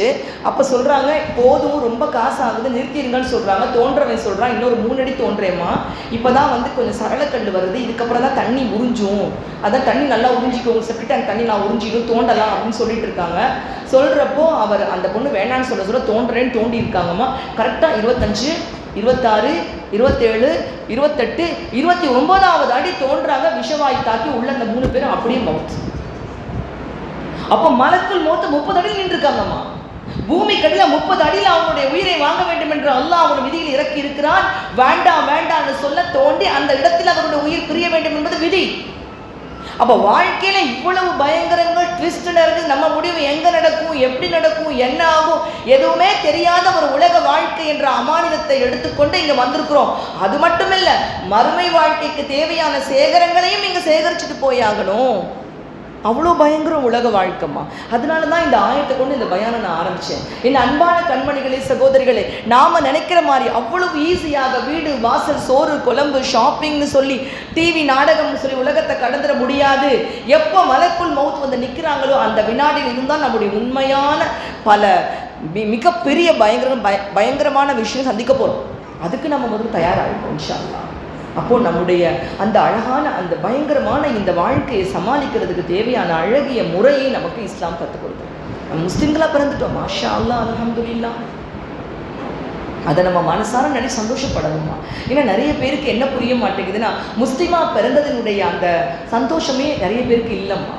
ஈமான் ஏன்னா இன்னைக்கு பார்ப்போம்னு சொன்னால் எந்த மஹல்லாவுக்கு போனாலும் என்ன சொல்கிறாங்கன்னா, ஆலிமா ஒரு 6 மாதத்துக்கு முன்னாடி எங்கள் மஹல்லாவில் ஒரு முஸ்லீம் பொண்ணு ஒரு மாற்று மதக்காரனோட திருமணம் முடிச்சுட்டு போயிட்டான். எங்களுக்கு அடிக்கடி வரக்கூடிய கவுன்சிலிங் பிள்ளைகளை கூட்டிகிட்டு வராங்க. ஆலிமா சேட்டிங் பண்ணிட்டு இருக்கா மாற்று மதக்கார பையனோட, படிக்க தான் அனுப்பிச்சோம் ஆலிமா, என்ன பண்ணுறது. இப்போ இதை அடிக்கடி கேட்குறப்போ இந்த ஜெனரேஷன் ஒரு வித்தியாசமான ஒரு கோணத்தில் போயிட்டுருக்கு. சுற்றி பயங்கரமான வலை, எந்த பக்கம் திரும்பினாலும் நம்மளை மொத்தமாக நம்மளை அழிக்கக்கூடிய வலை. 2 பேர் ரொம்ப முக்கியமாக வேலை செய்யணும். யார் தெரியுமாமா? நான் ஷைத்தானும் மிக கடுமையாக வேலை செய்ய போகிறான். ஏன்னா உலகம் இதோட முடிய போகுது, நம்ம கடைசி உண்மை, இதுக்கு மேலே இல்லை. அவன் சவாலில் ஜெயிக்கிறதுக்காக அவனும் ரொம்ப கடுமையாக வேலை பண்ணிட்டு இருக்கான். மிக கடுமையான வேலை செய்ய வேண்டிய இன்னொரு கூட்டம் இந்த உம்மத்தே முஹம்மதியா. நம்மை காப்பாற்றிக் கொள்வதோடு ஒட்டுமொத்த மனித சமுதாயத்துக்கும் இந்த தீனை எத்தி வைக்க வேண்டிய கடமையில் இருக்க நாமளும் முக்கியமாக வேலை செய்யணும். ஆனால் நம்ம தூங்கிட்டு இருக்கோம். அப்போ தூங்கிட்டு இருக்கோம், அதான் ரொம்ப பெரிய கவலை, தூங்கிக்கிட்டு இருக்கோம். இந்த தூக்கத்தை விட்டு நம்மளை விழிப்புணர்வு கொண்டு வரணும்னா என்ன செய்யணும், என்ன பிரச்சனை, நம்ம எதை முதல்ல உணரணும்? நம்பர் 1 நம்ம உணர வேண்டியது என்னன்னா, அதை சரி பண்ணுறதுக்கு தேவையான மிகப்பெரிய நியாமத் நமக்கு கொடுக்கப்பட்டிருக்கிறது. அந்த நியாமத் நீங்களும் நானும் முஸ்லீமாக இந்த உலகத்தில் பிறந்துட்டோம். யாரா பிறந்துட்டோமா? முஸ்லீமாக பிறந்துட்டோம். நம்ம எல்லாம் முஸ்லிம்ஸ். அம்மா இந்த ஈமான் அப்படிங்கிற விஷயம் ரொம்ப ஈஸியாக எங்களுக்கு அத்தா அம்மா முஸ்லீம் எங்களுக்கு கிடச்சிருச்சு அப்படின்னு நம்ம அதை ஈஸியாக நம்ம அதை வந்து எடுத்துகிட்டு இருக்கிறதுனால தான் நமக்கு அதை காப்பாற்றி கொள்றதுக்கு, அதை வளர்க்குறதுக்கு, அதை மக்கள்கிட்ட பரப்புறதுக்கு தேவையான உத்வேகம் இல்லாத ஒரு முஸ்லீம்களாக மாறி போயிட்டு ஒரு நிலத்தில் அடிக்கடி விவசாயம் பண்ண நிலம் சத்து குறைஞ்சு போயிடுது பார்த்தீங்களா? அது மாதிரி சத்து இல்லாத உம்மத்தாக இன்றைய உம்மத் மாறிக்கொண்டிருப்பது மிகப்பெரிய கவலை. நமக்குள்ள கவலை இல்லை, நமக்குள்ள அல்லாஹ் என்னுடைய மார்க்கம் என்ன, என் குரான் என்ன நான் விளங்கிக் கொள்ளணும் தெரியும், எதுவுமே கிடையாது. 3 உதாரணங்களை சொல்கிறேம்மா. நபிமார்கள். ஃபஸ்ட்டு நம்பர் 1 நூஹ் நபியுடைய உதாரணம். நூஹ் நபி அலைஹிஸ்ஸலாம் அவர்கள் 950 வருஷங்கள் தீனை எடுத்து சொன்னாங்க. உங்களுக்கு எல்லாருக்கும் தெரிஞ்ச விஷயம்தான். இன்னொரு வித்தியாசமான கோணத்தில் மட்டும் உங்களுக்கு நான் சொல்லி காமிக்கிறேம்மா. 950 வருஷம் தீனை எடுத்து வச்சாங்க. 950 வருஷம் எடுத்துரைத்த அவர்கள் கடைசியாக முடியலை, இந்த மக்கள் ஈமான் கொள்ள மாட்டாங்கன்னு அல்லாஹ் சொன்னதுக்கு பின்னாடி கப்பலை கட்டிட்டு மக்களை காப்பாற்றுறாங்க. மழை வரப்போகுது.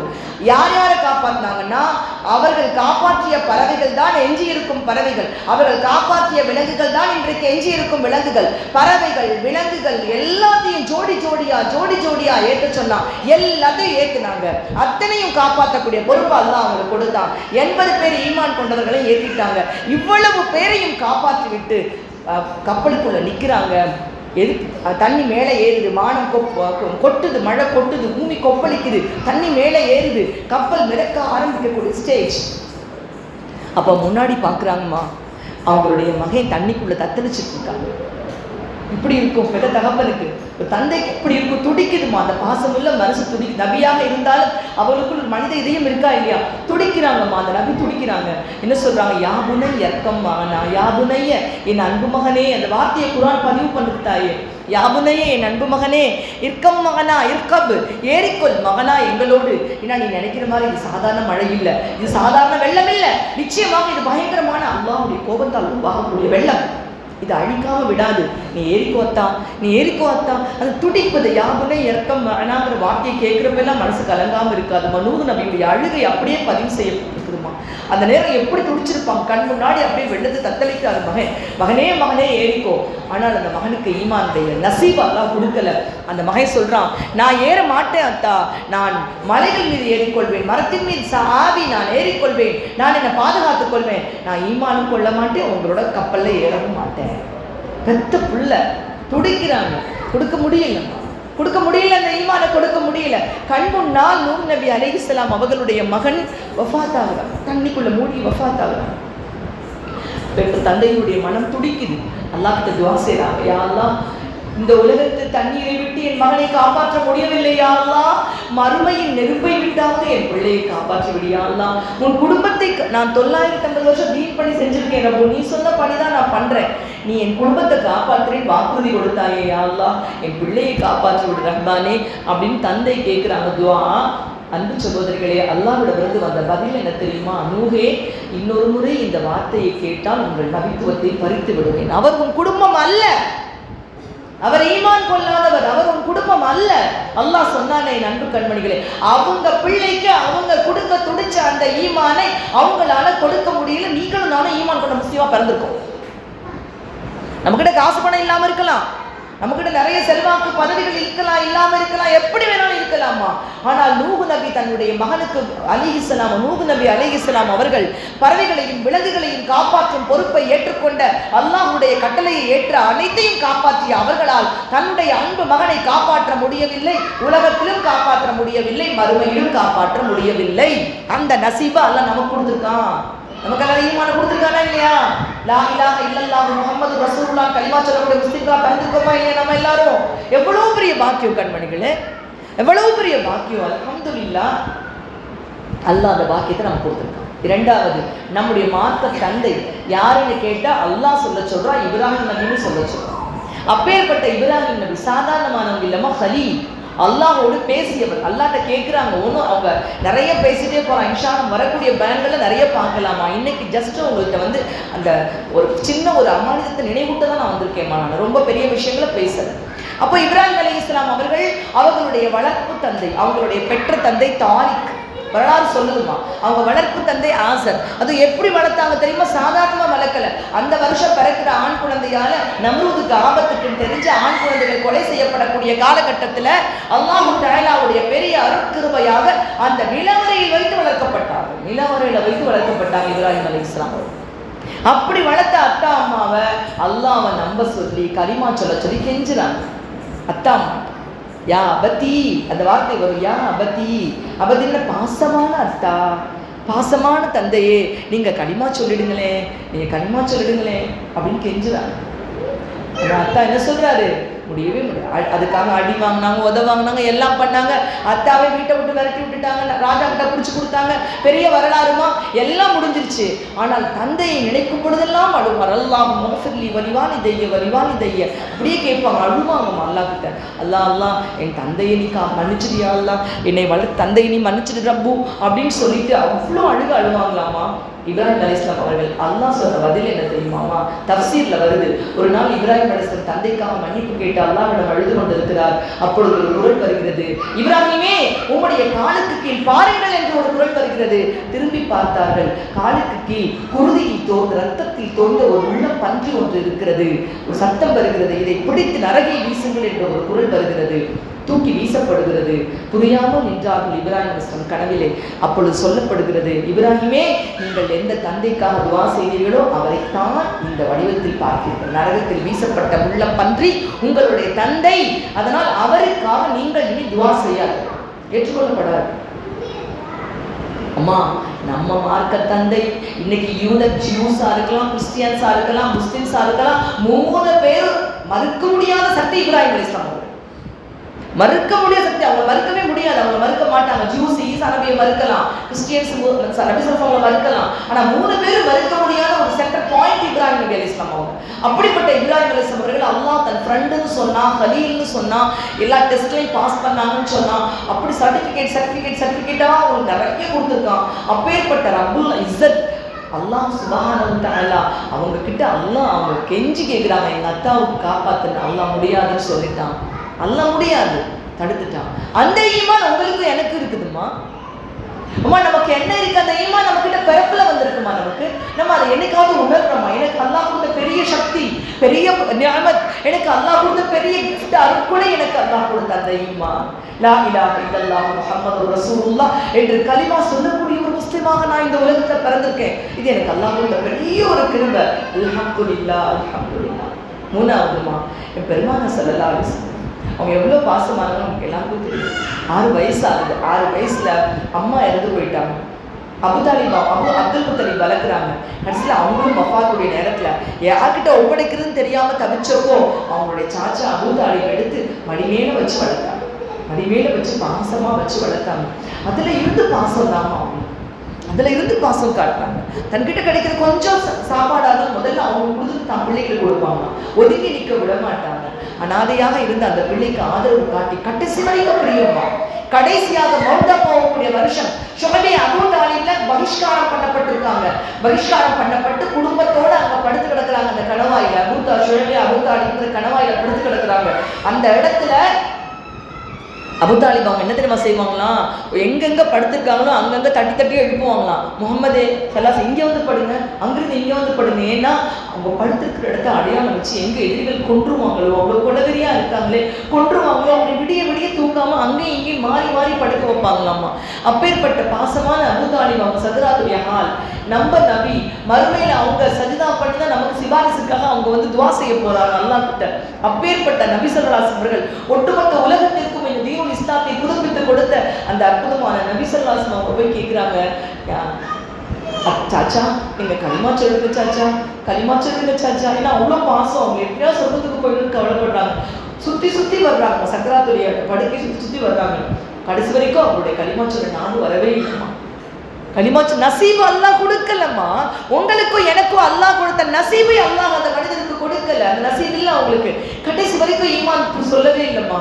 அவங்க என்ன சொல்றாங்க கடைசியாக, நான் எங்களுடைய பாரம்பரிய தெய்வங்களை விட்டு விட்டு சின்ன பிள்ளை உங்க பேச்சை கேட்டேன்னு என்னை மக்கள் அவமானப்படுத்தி பேசுவாங்க மகனே, அதெல்லாம் என்னால் சொல்ல முடியல அப்படின்னு சொல்ல மாட்டேன்னு சொல்லிட்டாங்க அபூ தாலிப். அப்படியே ஈமான் அந்த கலிமா சொல்லாம அவங்க ஒஃபாத் ஆயிட்டாங்க. எவ்வளவு கவலைன்னு சொன்னாமா, 15 வருஷம் கழிச்சுட்டு அபூபக்கர் ரலியல்லாஹு தஆலா அன்ஹுவோட மக்காவை ஜெயிச்சு வெற்றி வீரராக மக்கால இருக்காங்க. அப்படி இருக்கும் பொழுது அப்பெல்லாம் அபூபக்கர் அவங்களுடைய அத்தா ஈமான் கொள்ளல அது வரைக்கும், அப்பதான் போய் அத்தா கிட்ட பேசி அத்தாவை கூட்டிட்டு வர்றாங்க. முடியெல்லாம் எடுத்து போய் முதிர்ந்த நிலையில கூட்டிட்டு வர்றாங்க. கலிமா சொல்றதுக்காக நபி ஸல்லல்லாஹு அலைஹி வஸல்லம் கூட்டிட்டு வராங்க. அபூபக்கர் அவங்க அத்தா ரலியல்லாஹு தஆலா தந்தை அத்தா அபூ குஹாபா ரலியல்லாஹு தஆலா அவங்கள பார்த்து நபி ஸல்லல்லாஹு அலைஹி வஸல்லம் சொல்றாங்க, நான் வந்திருப்பேனே ஏன் அவங்க கூட்டிட்டு வரீங்க அப்படின்னு சொல்லி கேட்டாங்கம்மா. அப்போ கேட்டு கலிமா சொல்றப்போ அப்ப நபி ஸல்லல்லாஹு அலைஹி வஸல்லம் அபூபக்கர் ரலியல்லாஹு பார்க்குறாங்க. என்னோட அத்தா கலிமா இதுவரைக்கும் உயிரோட இருந்து கண்ணெல்லாம் தெரியாதாம்மா, அவ்வளோ பழுத்த பழமா இருந்து அவங்க கடைசியா கலிமா சொல்றத கேட்ட மகனுக்கு எவ்வளோ சந்தோஷமா இருக்குமா, உங்களுக்கு ரொம்ப சந்தோஷமா அபூபக்கரே அப்படின்னு கேட்குறாங்க. அப்போ கண் கலங்கி அபூபக்கர் ரலியல்லாஹு தஆலா சொன்ன பதில் என்ன தெரியுமா அன்பு சகோதரிகளே, யா ரசூலல்லாஹ், என் தந்தை இன்று கலிமா சொன்னதை விட அன்று சக்ராத்துடைய ஹாலில் நீங்கள் உங்கள் சாச்சாவை சுற்றி சுற்றி வந்து கலிமா சொல்லுங்கள் என்று கெஞ்சினீர்களே, துடித்தீர்களே, அன்று உங்கள் சாச்சா கலிமா சொல்லி இருந்தால், அபூ தாலிப் அவர்கள் கலிமா சொல்லி இருந்தால், இன்று என் தந்தை கலிமா சொன்னதை விட நான் சந்தோஷப்பட்டிருப்பேன் யா ரசூலல்லாஹ். நீங்க எவ்வளவு வருத்தப்பட்டீங்க எனக்கு தெரியும் அந்த நேரத்துல. அன்னைக்கு அவங்க சொல்லியிருந்தா நான் சந்தோஷப்பட்டிருப்பேன்னு சொன்னாங்களே. நபி ஸல்லல்லாஹு அலைஹி வஸல்லம் அவர்கள் துடியாய் துடித்து அபூ தாலிப் அவர்களுக்கு கொடுக்க துடித்து நிறைவேறாமல் போன ஈமானுடைய பாக்கியம் நமக்கு எல்லாருக்கும் கிடைச்சிருக்கு. நமக்கு என்ன கொடுத்துருக்கான்னு முதல் நம்ம யோசிக்கணுமா? நம்ம முஸ்லிமா உலகத்துல பிறந்துட்டோமே, நம்ம எப்படி இந்த உலகத்துல முஸ்லிமா வந்து பிறந்தோம்? இன்னொரு கேள்வி ஒண்ணு வருமா, என்கிட்ட நிறைய பேர் கேட்பாங்க. எப்படின்னா, நாளைக்கு யாரோ ஒரு எலிசபெத்தோ யாரோ ஒரு லக்ஷ்மியோ போய் அல்லாஹ் கிட்ட போய் எங்களை எதுக்கு நீ கேள்வி கேட்கலாம் அல்லா, அவங்க பிச்சை முகமதுக்கும் ஜெயலலிதாவுக்கும் மகளா அந்த யாஸ்மின் பிறந்தாங்க, அவங்க முஸ்லீமா இருந்தாங்க. நான் சிவகுமாருக்கும் பார்வதிக்கும் மகளா பிறந்தேன், நான் ஜோசப்க்கும் மேரிக்கும் மகளா பிறந்தேன், நான் கிறிஸ்டியனா இருந்தேன். அவங்க அதனால அவங்க எனக்கு எப்படி தெரியும் அப்படின்னு கேட்டுருவாங்களோ? அப்படி கேட்டா என்ன பதில் இருக்கு அப்படின்னு சொன்னா அதற்கும் தெளிவான பதில் அல்லாஹ் வச்சிருக்காமா. தேடல் எல்லாருக்குள்ளேயும் தேடல் இருக்கும். ஆனால் நான் முஸ்லீமாக பிறப்பதில் இன்னொரு ரகசியமும் இருக்குது. இன்னொரு ரகசியம் இருக்கு. நம்ம என்ன பண்ணிட்டு இருக்கோம், அந்த ஈமானோட விஷயத்தை நம்ம என்ன உணராம இருக்கிறோமே, அதுதான் ரொம்ப பெரிய விஷயமா. என்ன விஷயம்னா, அல்லாஹ் குர்ஆன்ல சொல்றான், இன்னல்லாஹ அஷ்தரா மினல் முஃமினீன அன்ஃபுஸஹும் வ அம்வாலஹும் பிஅன்ன லஹுமுல் ஜன்னah. அல்லாஹ் சொல்றான். இப்போ மறுபடியும் நான் அந்த இடத்த கூட்டிட்டு போறேன். எங்கன்னா நம்ம யாரும் உலகத்துல பிறக்கல, எல்லாம் வெறும் ரூஹானியத்தா இருக்கிறோம். அல்லாஹ் கிட்ட சத்தியம் பண்ணி வியாபாரம் பண்றோம். அல்லாஹ் கிட்ட என்ன பண்றோம்? பிசினஸ் பண்றோம். என்ன தெரியுமா சொல்றோம்? அல்லாஹ் எங்களுக்கு இந்த உலகத்துல நீ உயிர் கொடுக்கல, அன்புசு நஃப்சு உயிர் கொடுத்து அனுப்புவ. இந்த உலகத்துல எங்களுக்கு இந்த தட்டு முட்டு ஜாமம் சொத்து சுகம் வீடு வாசல் எவ்வளவோ கொடுக்க போற ரப்பு, அத்தனையும் உன்னிடம் சொர்க்கத்திற்கு பகரமாக விட்டுவிட்டுத்தான் முஃமினாக உலகத்துல பிறந்திருக்கோம். லட்சம் முஸ்லிமா, இந்த முஸ்லிமாக பிறக்கிற பாக்கியம் இங்கே இல்லம்மா, அங்கே இன்னல்லாஹ அஷ்தரா மினல் முஃமினீன அல்லாஹ் சொல்றான், ஈமான் கொண்ட மக்களிடமிருந்து. அப்ப அந்த காலகட்டத்திலே ஈமானுடைய நசீபு பெற்ற பாக்கியம் பெற்ற அற்புதமான இனம் தான் இன்னைக்கு நீங்களும் நானும் இந்த மஹல்லால உட்கார்ந்துருக்கோம். ஒரு நல்ல விஷயத்துக்காக துவக்கமாக நாம் இந்த விஷயத்தை பேசிக் கொண்டிருக்கிறோம் சொன்ன கண்மணிகளே, நம்முடைய சொத்துக்களையும் நம்முடைய உயிர்களையும் அல்லாஹ்விடம் சொர்க்கத்திற்கு பகரமாக விற்று வந்து விட்டோம். அலி ரலியல்லாஹு தஆலா அவங்களை பார்த்து நபி ஸல்லல்லாஹு அலைஹி வஸல்லம் சொல்வாங்களாம், அலியே, நீ தினம் உன் சொர்க்கத்தில் உனக்கு சொந்தமான இடம் இருக்கிறது அல்லவா, அதற்கு தினம் வேலை போட்டுக்கொள்ளு சொல்லுவாங்களாம். அலிரன் சொன்னாங்களாம், யா ரசூலல்லாஹ், நான் எப்படி சொர்க்கத்துக்கு போக முடியும், நான் எப்படி வேலை போட்டுக்க முடியும்? நீ 4ஆம் கலிமா தினம் 10 முறை ஓதிட்டு படு, உன்னுடைய சொர்க்கத்தில் உனக்கான இடத்திற்கு வேலை அமைத்த உனக்கு அந்த ஆற்றல் கிடைக்கும்னு சொன்னாங்க. 4ஆம் கலிமா தினம் 10 முறை. நீங்க அவங்களுக்கு மட்டும் இல்லைம்மா, உங்களுக்கு இந்த பரமக்குடியில் உங்களுக்கு சொந்தமான ஊர் இடம் இருக்கோ இல்லையோ எனக்கு தெரியாது, வீடு இருக்கோ இல்லையோ எனக்கு தெரியாதுமா, இல்லை இந்த உலகத்தில் சொந்தமாக ஒரு இல்லம் இருக்கோ இல்லையோ எனக்கு தெரியாது. ஆனால் நிச்சயமாக நமக்கெல்லாம் சொர்க்கத்தில் ஒரு சொந்த இடம் இருக்கிறது. என்ன இருக்குமா? சொர்க்கத்துல பட்டா போட்டு இருக்கு. இன்னல்லாஹ அஷ்தரா மினல் முஃமினீன அன்ஃபுஸஹும் வ அம்வாலஹும் பிஅன்ன லஹுமுல் ஜன்னah.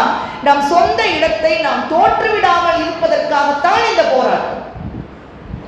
இந்தியாவில் ஒரு பெரிய தென்னந்தோப்பு இருக்கு, ஒரு 4 பங்களா இருக்கு, ஒரு 10 கடை இருக்கு. பையன் மலேசியாவுக்கு போறான், சம்பாதிக்கிறதுக்காக போயிருக்கான். போன இடத்துல போதர் வழக்கில் மாட்டி அரெஸ்ட் ஆயிட்டான்.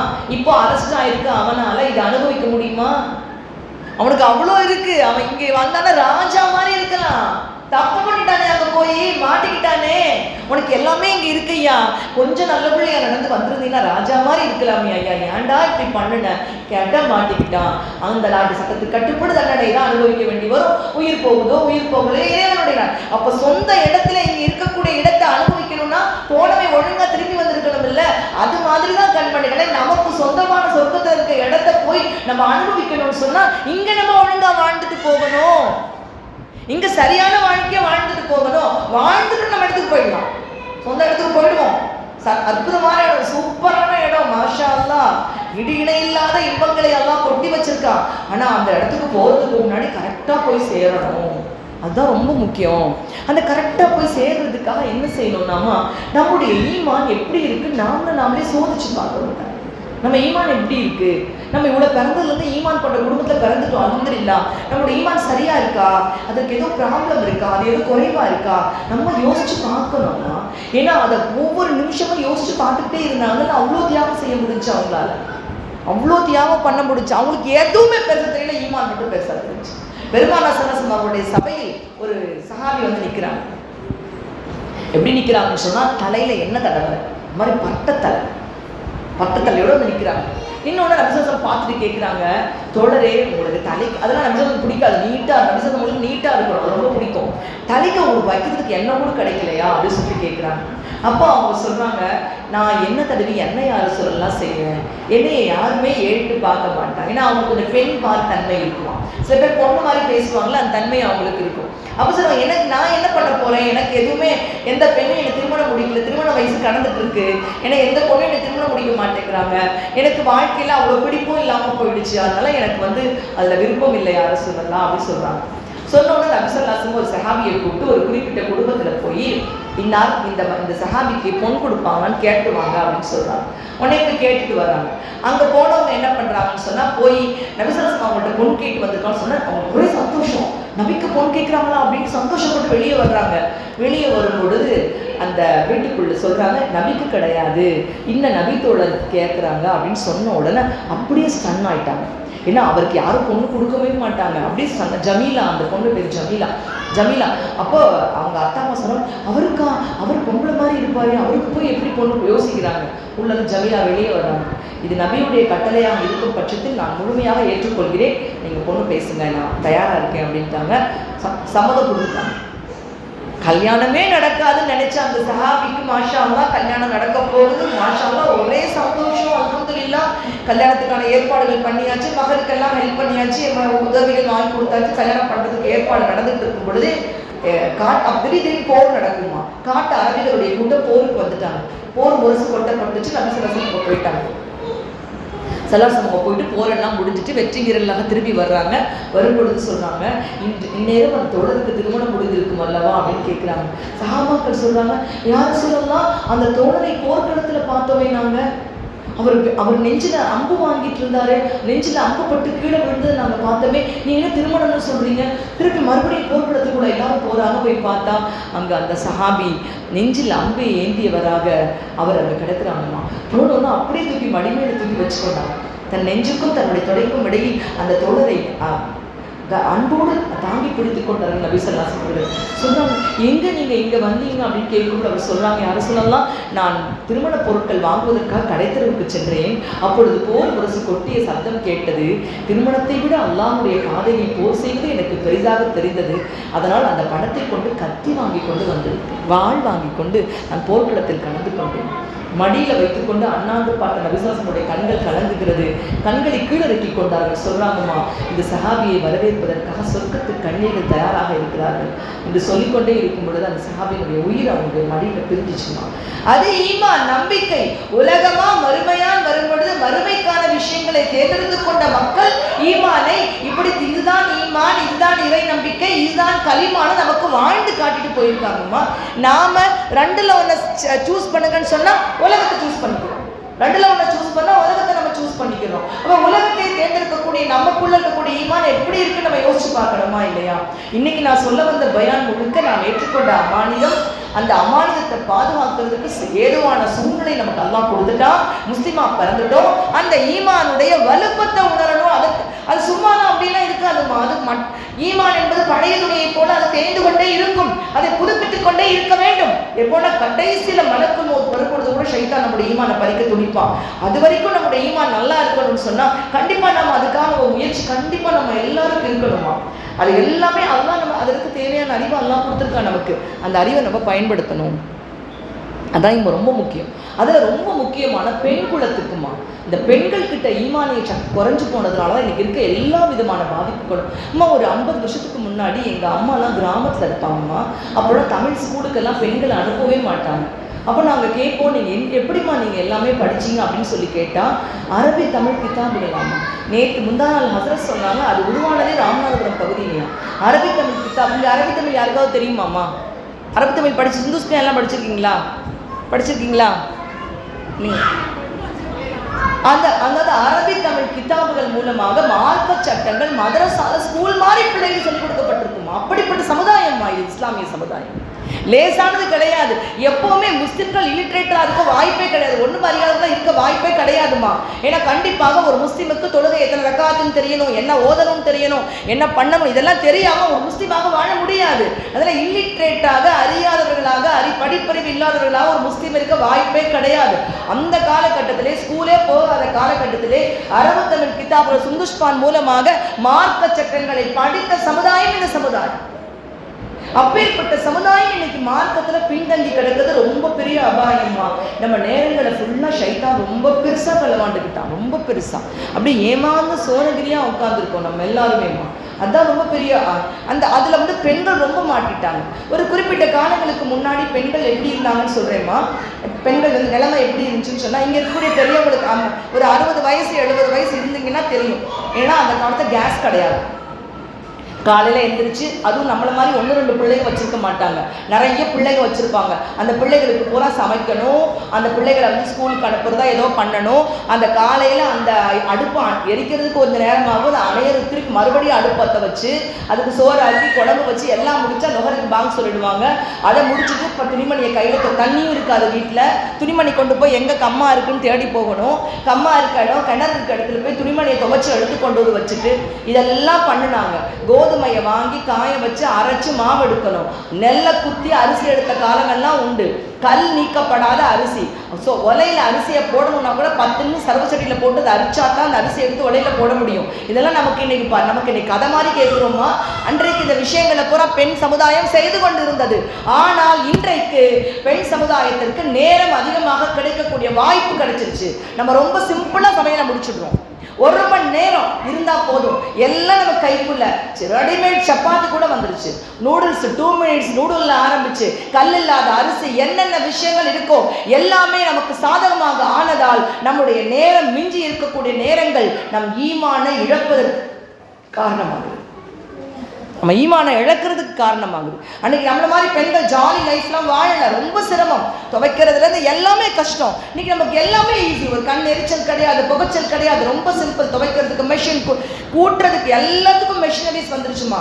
அந்த அளவுக்கு இருக்கிற காலகட்டத்தை வாழக்கூடிய நாம நம்முடைய அந்த மிச்சம் இருக்கிற நேரங்களை ஷைத்தானுடைய பாதையில் போடுறது தான் ரொம்ப ரொம்ப கவலையான விஷயம். அப்படியே ஷைத்தான் நெருங்கி வந்துட்டான் நம்மள. ஏன்னா ஃப்ரெண்டாக வந்துட்டு உனக்கு மிச்சம் நேரம் இருக்கா, உனக்கு காலையில் ஒரு 2 சீரியல் கொடுக்குறேன், மதியானம் ஒரு 3 சீரியல் கொடுக்குறேன், மதியானம் ஒரு சினிமா, சாயந்தரம் ஒரு 4 சீரியல் பாரு. அப்படி இல்லையா, மதியானம் சாப்பிட்டு முடிச்சுட்டு நீ சும்மா யூடியூப்பை பாரு. அவள் அந்த வாழ்க்கை என்ன பண்ணா, இவன் என்ன பண்ணா, நம்ம வாழ்க்கை என்ன ஆகுதுன்னு தெரியாது. அவள் புருஷன் பொண்டாட்டி ஒரு வீலாகு போடுவா. அவள் இன்னைக்கு காலையில் எழுந்திரிச்சு மீன் கடைக்கு போன வரைக்கும் ஒரு விலாகு, அதை உட்காந்து பார்த்தோன்னா 1 மணி நேரம் போச்சு. போகுதாமா? நம்முடைய நேரங்களை ஷைத்தான் அப்படியே அழகாக களவு கொண்டு நரகத்தினுடைய பாதையில் நம்மை வீறு நடை போட்டு நடக்க வைத்து கொண்டிருக்கிறான். நான் இந்த ஆண்களுக்கு சொல்லலை, பெண் சமுதாயம் சரியாயிட்டா எல்லாமே சரியாகும். இயற்கையிலேயே பெண்கள் வந்து ரொம்ப அற்புதமானவர்கள்மா. சொல்லுவாங்க, பெண்கள் வந்து அவசியம் ஒருபோதும் லேசாக வந்து மட்டத்தட்டவே மாட்டாங்களாம். பொம்பளை சொல்லுவாங்க எப்படின்னா, பொம்பளைலாம் கோணல் எலும்பு தான், வெளா எலும்பு, அவளை நேராக்கணும்னு நினைக்காத அப்படின்னு சொல்லி நம்மளுக்கு என்ன கஷ்டமா இருக்கும். எங்களை ஏன் கோணல் எலும்புன்னு நபி ஸல்லல்லாஹு அலைஹி வஸல்லம் சொன்னாங்க? நம்மளே கோணல் எலும்புன்னு சொன்னாங்க. ஆக்சுவலாமா இந்த விழா எலும்பு இருக்குது பார்த்தீங்களா, இது வந்து கோணல் எலும்பு தான். இது வந்து சாதாரண கிடையாதுமா, இப்படி இருக்கும். என்னோட கையை பாருங்க, இப்படி இருக்கும். இதுக்குள்ளதான் இருதயம், மண்ணீரல், நுரையீரல், முக்கியமான அத்தனை உறுப்புகளும் இதுக்குள்ளதான் இருக்கும்.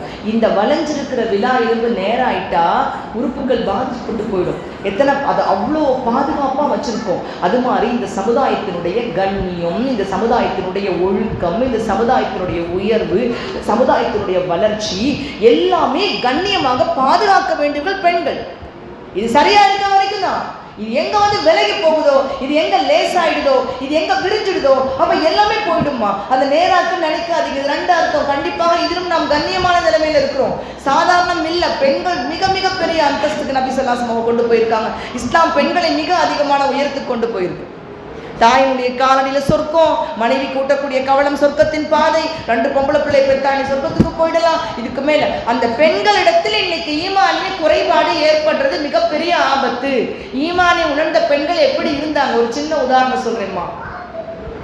உமர் ரலியல்லாஹு தஆலா அன்ஹுடைய மகனுடைய காலகட்டம் தஃசீரில் வருதுமா, மாஷா அல்லாஹ். அதை எனக்கு கேட்டோன்னே அதை எத்தனை தடவை சொன்னாலுமே அது வந்து மனசில் ஈமானை இப்படித்தான் நினைச்சாங்களோ, நம்ம வந்து ரொம்ப லேசாக நினைக்கிறோமே அப்படின்னு தோணுமா. உமர் ரலியல்லாஹு தஆலா அன்ஹுடைய மகனுடைய காலகட்டம், ஒரு பெண் அரசாண்டு கொண்டிருந்த ஒரு நாட்டை எதிர்த்து ஒரு படையை அனுப்புகிறாங்க. அவங்க காஃபிரா இருக்காங்க. அவங்களை இஸ்லாம் ஆக்கணும், அதுக்காக ஒரு படை போகுது. அந்த கோட்டை ரொம்ப பயங்கரமான கோட்டமா, அந்த கோட்டையை உடைக்கவே முடியல. சுற்றி முஸ்லீம் வீரர்கள் நிற்கிறாங்க. ஒரு கோட்டைக்குள்ளே போகவே முடியல. அவங்களால கோட்டையை உடைக்க முடியல, போக முடியல. அப்படியே அசந்து போய் நிற்கிறாங்க. மேலேருந்து வேடிக்கை பார்க்குற அந்த பெண் அரசி இங்கே எப்படி நிற்கிறாங்கன்னு வேடிக்கை பார்த்துட்டு இருக்கா. அந்த பெண் அரசியினுடைய பார்வை இஸ்லாமிய போர் வீரன் ஒருவன் மேலே படுது. ரகசிய பாத வழியா தோழியை சொல்லி அனுப்புறான். அந்த தோழி ரகசிய பாத வழியா வெளியே வர்றா. தூதுவர்களை கொலை செய்வது மரபு இல்லை. தூதுவன் நேராக அந்த வீரன் கிட்ட வந்து சொல்றான், வீரரே, உங்களுக்கு ஒரு நல்ல வாய்ப்பு, அரிய வாய்ப்பு. இதுவரை யாரையுமே ஏறெடுத்து பார்க்காத, யாரோடும் தன்னுடைய வாழ்க்கையை பகிர்ந்து கொள்ளாத எங்களுடைய ராணி உங்களை பார்த்து ஆசைப்படுகிறார். வேணா வாங்க, உங்களுடைய ரகசிய பாதை வழியாக கூட்டிக் கொண்டு போறேன். என்னுடைய ராணி உங்களோட வாழ ஆசைப்படுறார், அவங்களுக்கு உங்களுக்கு ரொம்ப பிடிச்சிருக்கு, வரீங்களா அப்படின்னு கேட்குறாங்க. மாஷா அல்லாஹ். அந்த வீரர் சொல்றாரு, உங்களுடைய அரசியை நான் திருமணம் முடித்துக் கொள்ள வேண்டும். 2 கண்டிஷன், 2 கண்டிஷன். என்ன கண்டிஷன்னா, வெளிக்கோட்டையை என் தலைவனிடமும் உள்கோட்டையை இந்த அகிலத்தின் தலைவனிடமும் ஒப்படைக்கணும். போயிட்டு வா அப்படின்ட்டான். இந்த பொண்ணு போய் பதில போய் சொல்றா. என்னவோ அந்த அம்மா மனசுல ஒரு மாற்றம். இது வித்தியாசமான ஒரு பதில். விளக்கத்தை கேட்டுக்கொண்டு வான்னு சொல்றான். அப்படி சொல்லும் பொழுது அந்த பையன் சொல்கிறான், அந்த போர் வீரர் சொல்கிறாரு, உங்கள் கோட்டையை எங்களுடைய தளபதிட்டு ஒப்படை சரணடைஞ்சம். நம்பர் 1 சரணடைஞ்சம். நம்பர் 2 உள்ள கோட்டை, மனக்கோட்டையை அனைத்தின் அதிபதியான அல்லாஹ்விடம் ஒப்படைக்கணும். அப்போ தான் நான் திருமணம் முடிக்க முடியும். இல்லைன்னா உன்னை திருமணம் முடிக்க முடியாது. இறங்கி வந்துட்டாமா. இறங்கி வந்த அந்த பெண் தன்னுடைய கோட்டையினுடைய சாவியை, அந்த கதவினுடைய சாவியை தளபதி கிட்ட, உமர் ரலியல்லாஹு மகன் அங்கே நிற்கிறாங்க, தளபதியாக வீரராக நிற்கிறாங்க. அவங்க கிட்ட கொண்டு போய் அந்த பெண் ஒப்படைச்சிட்டா. ஒப்படைச்சு முடிச்சுட்டு அடுத்த கண்டிஷன், என் மனக்கோட்டையை அனைத்தின் தளபதியிடம் ஒப்படைக்க என்ன வழின்னு கேட்குறான். சின்ன வழிதான், லா இலாஹா இல்லல்லாஹ் முஹம்மது ரசூலுல்லாஹ் சொல்லுங்க. அப்போ சொல்கிறான், அந்த பெண் சொல்கிறா, உங்கள்கிட்ட சொல்ல விரும்பலை, உங்களை விட பெரியவங்க யாராவது இருக்காங்களா? அப்போ அவங்க சொல்கிறாங்க, என்னை விட பெரியவங்களா இது உம்மத் ஏற்றுக்கொள்ளக்கூடியவங்க என் தந்தை இருக்காங்க, வாங்க கூட்டிட்டு போனேன். உமர் ரலியல்லாஹு தஆலா அன்ஹு அவரிடம் அந்த பெண் அழைத்து செல்லப்படுகிறார். உமர் ரலியல்லாஹு தஆலா அன்ஹு அவங்க சொல்கிறாங்க, கனிமா சொல்லுங்கம்மா. இல்லை, உங்களை விட பெரியவர்கள் யாராவது இருக்கிறார்களா? பெண்மணியே, என்னை விட பெரியவர் என்று கேட்டால் இங்கே யாரும் ஒத்துக்கொள்ள மாட்டார்கள். ஆனால் எல்லாரும் நேசிக்கக்கூடிய ஒரு உள்ளம் இருக்கிறது. அவங்க வந்து வஃபாத் ஆயிட்டாங்க. எங்கள் நபி ஸல்லல்லாஹு அலைஹி வஸல்லம் அவங்க வஃபாத் ஆயிட்டாங்க. அவர்களுடைய கபரஸ்தான் இதான் இருக்குது. அவங்க தான் எங்களை எல்லாரும் விட பெரியவங்க ரொம்ப மதிக்கிறோம், உயிரினும் மேலாக. என்ன, அதுக்கிட்ட கூட்டிட்டு போங்க அப்படிங்கிறாங்க. நபி ஸல்லல்லாஹு அலைஹி வஸல்லம் ரவுலா ஷரீஃபுக்கு அருகாமையில் அந்த பெண் கூட்டி செல்லப்படுகிறார். இந்த இடத்துக்குள்ளதான் அந்த புனிதர் உறங்கிக் கொண்டிருக்கிறார் என்ற செய்தி சொல்லப்படுகிறது. அந்த பெண்மணி அந்த இடத்திலிருந்து எனக்கு கலிமா சொல்லிக் கொடுங்கள் என்று கேட்கிறார். லா இலாஹா இல்லல்லாஹ் முஹம்மது ரசூலுல்லாஹ் என்று சொல்லிக் கொடுக்கப்படுகிறது. அதை திரும்பி சொல்லிக்கொண்டு அந்த பெண்மணி அந்த இடத்திலேயே துஆ செய்கிறார். யா அல்லாஹ், ஒன்றுமே அறியாமல் இருந்த என்னுடைய உள்ளத்திற்குள் எப்பொழுது கலிமாவினுடைய இந்த ஒளி நுழைந்ததோ, இதற்கு பிறகு உலகத்தின் எந்த ஆசையும் நுழைய விரும்பவில்லை. யா அல்லாஹ், நான் இந்த இடத்திலேயே நான் உயிரை விட்டுவிட விரும்புகின்றேன்.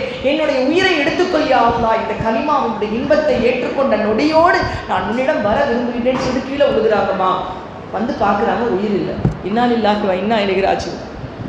ஒரு சாதாரண போர் வீரனை பார்த்து ஆசைப்பட்ட அந்த ஒரு உள்ளம், அது ஒரு தாழ்மையான குணம் தான். அந்த உள்ளம் ஒரே ஒரு தடவை கலிமா சொன்ன பின்னாடி அல்லாஹ் கிட்ட கேட்கிறாங்க, அல்லாஹ் இந்த கலிமாவை ஏற்றுக்கொண்ட இந்த உள்ளத்திற்குள் இனி உலகத்தின் எந்த விஷயம் நுழையக்கூடாது, எனக்கு வேற எதுவுமே வேண்டாம், என்னை இந்த நிலையோடு நீ ஏற்றுக்கொள் என்று அங்கேயே அப்படியே விழுகிறாங்க, வஃபாத் ஆகுறாங்க. அல்ஹம்துலில்லாஹ் முஸ்லீமாக அடக்கம் செய்யப்படுகிறார்கள். தஃப்சீர் சொல்கிறது கண்மணிகளே, தஃப்சீர்ல வந்த சம்பவம் இது.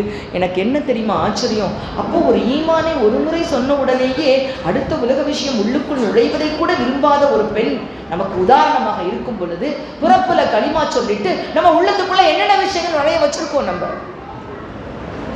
நுழையும் சும்மாவா ஒன்று ரெண்டா வச்சிருக்கோமா யோசிச்சு பாருங்க. அந்த ஈமானை எந்த உள்ளத்துக்கு நாம் பதிய வைக்க வேண்டுமோ, எந்த உள்ளத்திற்குள் புதுப்பிக்க வேண்டுமோ, அது ரொம்ப ரொம்ப மோசமான ஒரு சூழ்நிலையில் இருப்பதன் விளைவு தான் இன்னைக்கு நம்ம பார்க்கக்கூடிய நிலைமை.